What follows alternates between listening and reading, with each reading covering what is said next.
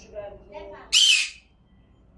خب این چی داری ریاضی جانم من ریاضی خیلی خوبه.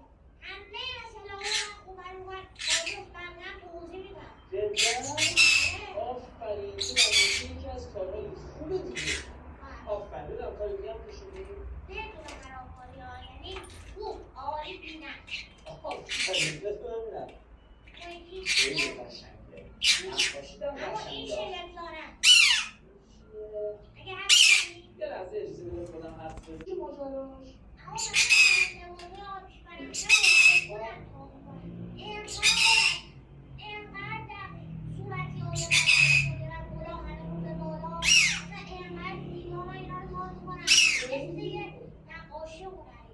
آفرین خیلی خوب کشیدی اینا رو و خیلی هم کار خوب و قشنگ داری انجام میدی. باریکلا این همه کار قشنگ داری انجام میدی بهار جان. خدا ازت یه چیزی میخوام. ببین یکم دقت کن.